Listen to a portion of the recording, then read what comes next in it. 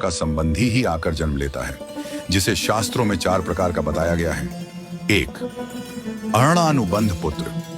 पूर्व जन्म का कोई ऐसा जीव जिससे आपने ऋण लिया हो या उसका किसी भी प्रकार से धन नष्ट किया हो, वह आपके घर में संतान बनकर जन्म लेगा। वह अपना धन बीमारी में या व्यर्थ के कार्यों में तब तक नष्ट करेगा जब तक उसका पूरा हिसाब न हो जाए। 2. शत्रुपुत्र।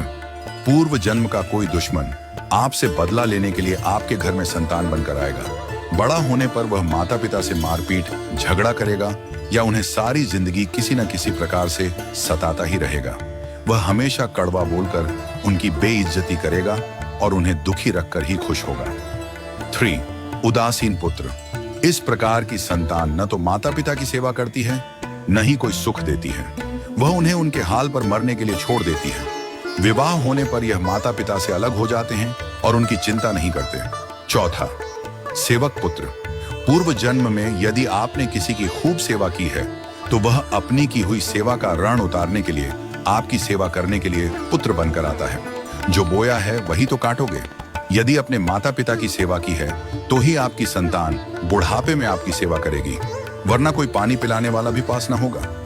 आप यह न समझें कि यह सब बातें केवल मनुष्य पर ही लागू होती हैं। इन 4 प्रकार में कोई भी जीव आ सकता है। यदि आपने किसी गाय की निस्वार्थ भाव से सेवा की है तो वह भी पुत्र या पुत्री बनकर आ सकती है। यदि आपने गाय को स्वार्थवश पालकर उसके दूध देना बंद करने के पश्चात उसे घर से निकाल दिया हो तो वह ऋणानुबंध पुत्र या पुत्री बनकर जन्म लेगी। यदि आपने किसी निर्दोष जीव को सताया है तो वह आपके जीवन में शत्रु बनकर आएगा। इसलिए जीवन में कभी किसी का बुरा न करें, क्योंकि प्रकृति का नियम है कि आप जो भी करोगे उसे वह आपको इस जन्म में या अगले जन्म में 100 गुना वापस करके देगी। यदि आपने किसी को 1 रुपया दिया है तो समझो आपके खाते में 100 रुपया जमा हो गए हैं। यदि आपने किसी का 1 रुपया छीना है तो समझो आपकी जमा राशि से 100 रुपये निकल गए। जरा सोचिए, आप कौन सा धन साथ लेकर आए थे और कितना साथ लेकर जाओगे।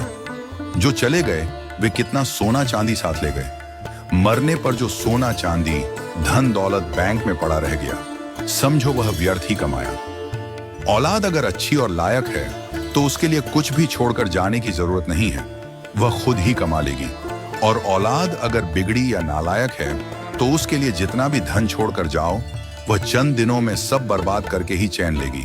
मैं, मेरा, तेरा और सारा धन यहीं का यहीं धरा रह जाएगा, कुछ भी साथ नहीं जाएगा।